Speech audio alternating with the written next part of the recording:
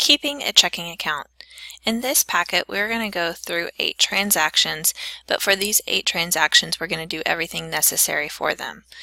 If it says to make a deposit, we're going to fill out a deposit slip, and we're going to record it in the account register. If it is a check, we will record it in the account register, and we will fill out a check. And finally, if it is a debit card transaction, we will record it in the check register. So every transaction will be recorded in this area, but whether or not the type of it is will determine if we're going to fill out a deposit slip or if we're going to have to write a check. Alright, so the first transaction says we opened an account with a $250 cash deposit on March 1st. So I'm going to go down to my first deposit slip. Okay, and it is on March 1st, 2018, and it was a cash deposit. So up on the cash line, I will write $250. I didn't deposit anything else, so that will be, I like to call it my subtotal of $250, and that will be my net deposit because I'm not taking any cash out. So $250 will go on my net deposit line. To record this in my account register, I'm always going to record my net deposit amount of $250. So now I will go to the register, and the date is March 1st, and it's a deposit to open the account. Deposits increase, so it will go under the deposit column. My original balance was 0. 0 plus 250 gives me a new balance of $250. So my first transaction has been completed. The next transaction is on March 7th. I used my debit card for $30 to CD Sales to buy some CDs. Because I'm using my debit card, the only place I have to record this transaction is in the account register. So I'll go to the next available line. On 3/7, I used my debit card at CD Sales for a CD, and the amount was $30. This deducts from my account. Since this will deduct from my account, I'll take my balance of $250 and subtract off the $30, which brings my balance down to $220.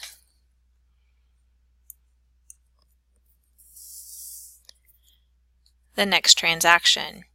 Again, I'm using my debit card. This time it's $50 for a sweater purchased at AJ Vitullo Company. On the register, another debit card on the 8th to AJ Vitullo for a sweater, and the amount is $50. $220 minus my $50 transaction leaves my account with $170.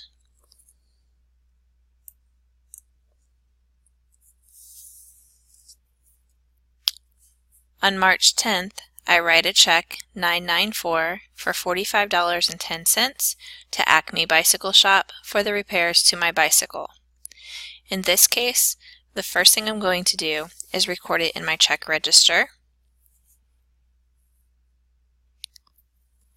The check number is 994 on March 10th to Acme Bike.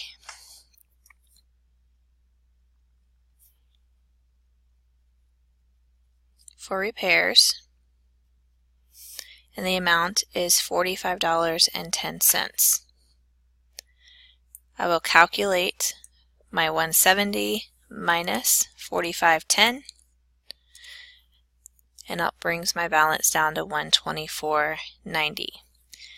Because I wrote a check for this transaction, I will need to fill out a blank check.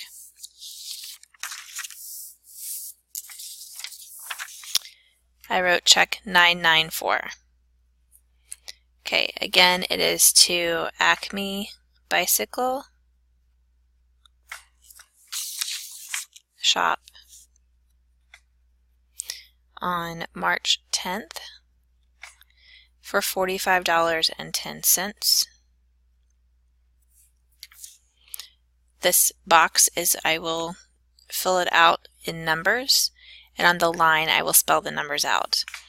So 45, and we had 10 cents. So I write that as a fraction over 100 and draw a line to the end. And this was for repairs. And then I want you to sign your name on the signature line. And that transaction is done. So we had to do two things. We had to record it in our check register, and we had to write a check. So here's the check, and here's the register.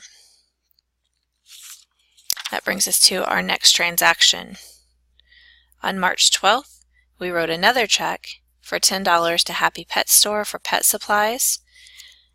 All right, so let's record that in our check register.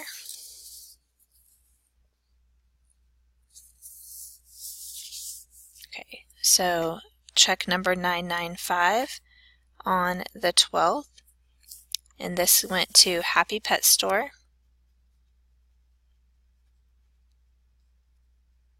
And we bought supplies for $10. Our balance of $124.90 minus 10. We now have $114.90 in our check register. But I'm not done, because I need to go to check 995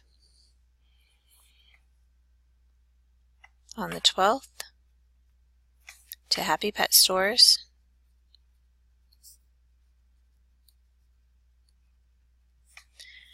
For $10, and spell it out. And when we have no change, I like to write no over 100. Draw my line, and we bought supplies, and sign your name. Alright, so our check is done, and our check register has been completed. And now we are ready for the next transaction. On March 14th, we deposited $50, which was gift money, into an account. I need to go to my next blank deposit slip, which is at the top above our register.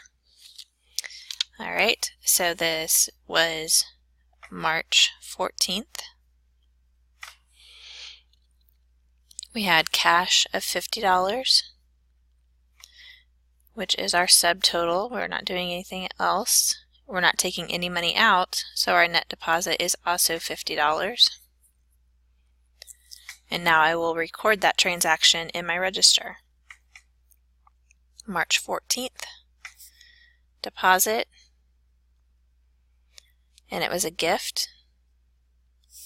It will go in the right-hand column for the deposits, okay, and it was $50. Now this will increase our balance, so $114.90 plus 50. We now have $164.90 in our bank account.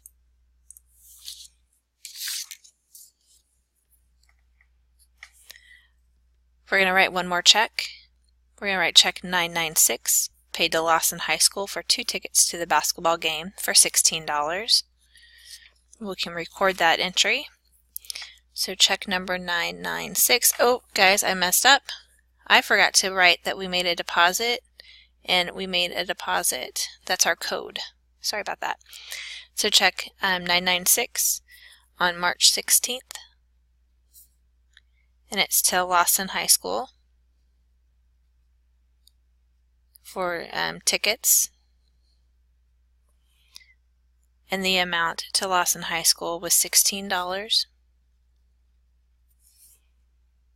So now we have 164.90 minus 16,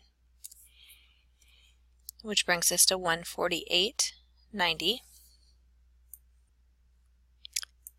Okay, and so we are done with that transaction. Oh, no, we have to write the check. So we have $9.96. Let's go to check 996 right here.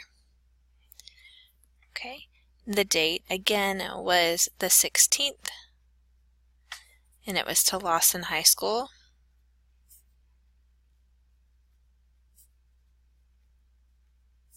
And it was for $16.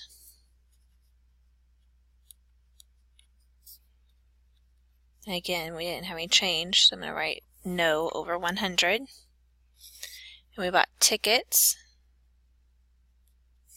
and then you will sign your name. So for that transaction, we wrote a check, and we also recorded it in our check register. And we have one more transaction. On March 18th, we went to the ATM, took $50 out of the account for spending money. So this is going to be ATM on the 18th, and it was a withdrawal for spending, which was $50. It's decreasing our account.